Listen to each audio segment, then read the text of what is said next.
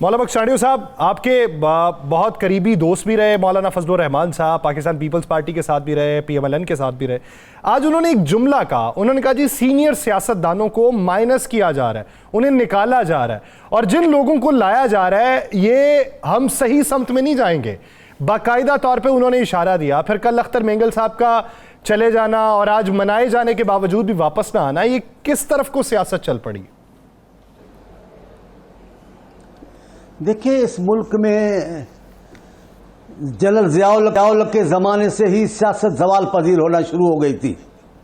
اس میں بہت سارے لوگ شریک ہوئے جو اپنے آپ کو اصول پسند سیاستدان کہتے ہیں، جو ایماندار کہتے تھے خود کو، اور انہوں نے یہ آغاز کیا ہے اور تب سے ہی سیاست پاکستان میں زوال پذیر ہے. آپ دیکھ لیں کرپشن کرپشن کرپشن یہ ضیاء الحق کے بعد شروع ہوئی ہے، پہلے نہیں تھی. ان کے زمانے میں اسمبلی کے ممبروں کو خریدا گیا. ضیاء الحق کے زمانے میں پاکستان کی سیاست میں جتنی بدعتیں شامل ہوئی ہیں اس سے پہلے کبھی ایسا نہیں تھا. جو برائیاں تھیں وہ آج ضیاء الحق کے بعد کارنامہ ہو گئی ہیں، ورنہ اس انداز سے لوگ شرمندہ ہوتے تھے. ابھی میں اپنے دوست کا سن رہا تھا کہ بڑے پیمانے پہ لوگ ہیں، وہ تیار بیٹھے ہیں، وہ کہہ رہے ہیں کہ جب ہمیں کہا جائے گا. شرم کی بات ہے نا، شرم کی بات ہے. یہ فخر کی بات نہیں ہے کہ آپ بہت سارے لوگوں کو جانتے ہیں جو کہتے ہیں مجھے ہمیں کہا جائے گا. تو جو کہا جانے پر آئے ہیں جائیں گے وہ سیاستدان تو نہیں ہیں، وہ تو بھیڑ بکریاں ہیں. اب بکریوں پر اور بھیڑوں پر کیا ملک ترقی کرے گا؟ سیاستدان اصول پرست ہوتے ہیں. کچھ پاؤں کو مضبوط پکڑتے ہیں. ضیاء الحق کے دور سے جو سیاستدان آئے اس وقت اس دور کے تو سب سے جو معروف سیاستدان ہیں وہ میاں نواز شریف صاحب ہیں، جن کو بڑا وہاں سے پیار بھی ملا اور اسی دور میں خرید و فروخت ہوئی زیادہ. میں ابھی فردن تو نہیں بات کر رہا، میں ایک رویوں کی بات کر رہا ہوں.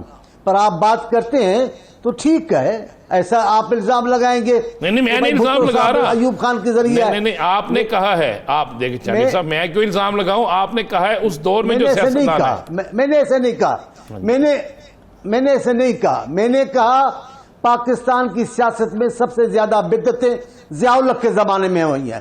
اب آپ کو ضیاء الحق کی وجہ سے کوئی پریشانی ہوئی ہے؟ نہیں مجھے ضیاء الحق کی پریشانی نہیں ہوئی. مجھے یہ بتا دینا ہماری انفارمیشن میں اضافہ ہو جائے اس وقت کون کون سے سیاستدان تھے، تاکہ قوم سن رہی ہے وہ جان سکے جو اس وقت سیاستدان آئے.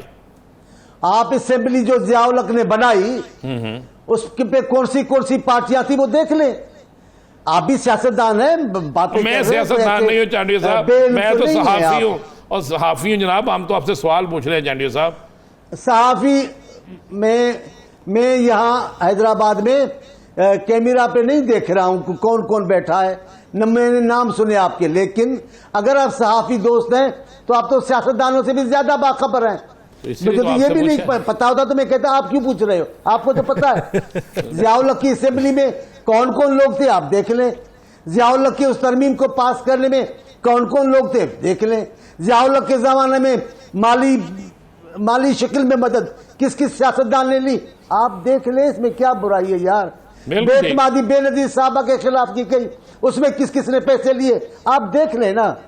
میں تو جنرل بات کر رہا ہوں. آپ خاص طور پہ کوئی تذکرہ کرنا چاہتے ہیں تو بلا شبہ میں اپنی ایمانداری سے بات کرتا ہوں، میں ڈھکی چھپی بات نہیں کرتا. میں کہہ رہا ہوں ضیاء الحق کے زمانے میں آئین کا بیڑا غرق کیا گیا. ضیاء الحق کا ساتھ دینے میں عدلیہ بھی ساتھ تھی.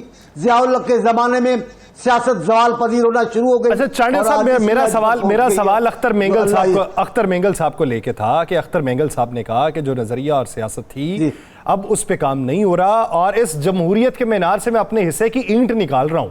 یہ جو بات انہوں نے کی، اب مختلف ادوار میں وہ حکومتوں کے ساتھ تو رہے ہیں لیکن اب آ کے وہ دل برداشتہ کیوں ہے؟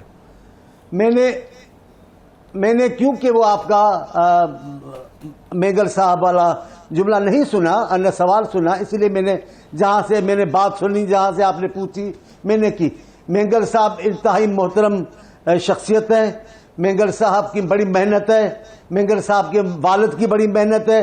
مینگل صاحب نے بڑی قربانیاں دی ہیں پاکستان میں، اور جو ان کا حق ہے جو وہ جتاتے ہیں تو جائز جتاتے ہیں کہ بلوچستان کے لوگوں کو حقوق دیے جائیں. اس میں کوئی شک و شبہ کی بات نہیں ہے. ہم ان کی سیاست سے متفق ہو نہ ہو، لیکن انہیں ایک اصولی سیاست کی ہے. آج بھی مجھے ان کا یہ بات اچھی لگی. ان کا اسمبلی میں ہم بیکار بیٹھے ہیں، ہم گھر جا رہے ہیں. سچی بات تو یہ ہے، اچھی بات ہے. آج اگر میں ممبر ہوتا بخدا میں بھی مینگر صاحب کی پیروی کرتا، اپنی پارٹی سے معافی مانگتا، ہاتھ جوڑتا ان سے. صحیح میں بھی جاتا ہوں، ہے تو کچھ بھی نہیں. آپ بتائیں کیا ہے، کیا کر سکے ہم لوگوں کے لیے؟ مہنگائی کو کم کر سکے؟ لوگوں کا جینا حرام ہو گیا جناب. کیا کہتے ہیں آپ؟ لوگوں کو ضرورت زندگی نہیں مل رہی. سندھ میں جو عذاب ہے، اگلے سیلاب کا پانی ابھی تک ہے، اور اگلے سال کے جو اگلی سیلاب کے جو وعدے تھے وہ آج تک وزیر اعظم شہباز شریف صاحب نے پورے نہیں کیے. دوبارہ وزیر اعظم بنے ہیں. ہم پھر بھی صرف وعدوں میں ہیں. ان کے وعدے بھی محبوبوں کے وعدوں کی طرح ہے، جو وعدہ پورا ہو جائے تو وہ وعدہ کیا ہمارے ساتھ ہے. لیکن ہم نہیں کرتے کیونکہ ہماری پارٹی اس قسم کی ہے. وہ ہر مشکل اٹھاتی ہے، وہ کہتی ہے کہ ہم مشکل اٹھا کر مولانا بخش امیر وفاق کو صاحب، بحرانوں میں سے پھر نکالتے ہیں. ان حالات کو درست کس طرح کیا جا سکتا ہے؟ اس کا حل کیا ہے؟ میں دیکھیں آپ کو بتاؤں، کئی ملکوں میں کئی قوموں میں اس قسم کے بحران آئے ہیں. یہ بھی ایسا ہی بحران ہے جو کوئی ایک پارٹی حل نہیں کر سکتی. پاکستان کی تمام محب وطن پارٹیوں کو مل جل کر، انا پرستی کو چھوڑ کر، سیاسی مفادات پارٹی مفادات سے اوپر ہو کر بیٹھیں گے اور طے کریں گے کہ ہمیں پاکستان کے لوگوں کی عذابوں سے جان چھڑانی ہے، پاکستان سے بحران بھگانے ہیں. ہو سکتا ہے باقی کوئی اکیلی پارٹی، اکیلا دانش مند، اکیلا کو معاشی ماہر، اکیلا کو بڑا ہیرو کوئی نہیں سنبھال سکے گا. خواہ خان صاحب دعویٰ کر رہے ہیں ان کو بھی حکومت پورا ملا حکومت کا حصہ. کیا انہوں نے کیا؟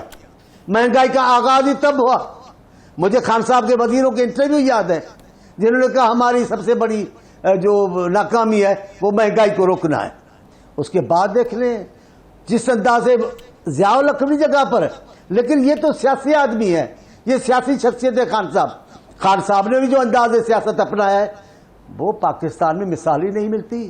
ایسا پاکستان میں کبھی نہیں ہوا ہے. اچھا مولانا بخش صاحب، جب آپ سمجھتے ہیں کہ شہباز شریف صاحب نے وعدے وفا نہیں کیے اور محبوبوں کے وعدوں جیسے تھے، تو سوال یہ ہے کہ ان کے ہاتھ بندھے ہوئے ہیں یا پھر وہ جان بوجھ کے وہ وعدے نبھانا نہیں چاہتے؟ اب دیکھیں میں آپ کو بتاؤں، مجھے پتا نہیں ہے، میں کوئی ابھی کسی سیٹ اپ میں تو نہیں ہوں. میں دونوں باتوں کو مانتا ہوں. پاکستان میں کبھی بھی جو جمہوری سیاستدان ہے، جو منتخب ہو کر آیا ہے، وہ کبھی بھی آزاد ہو کر فیصلے نہیں کر سکا. ماں سوائے بھٹو صاحب جیسے لیڈر کے. بی بی نے بھی کیا لیکن بھٹو صاحب نے کمال کر دیا.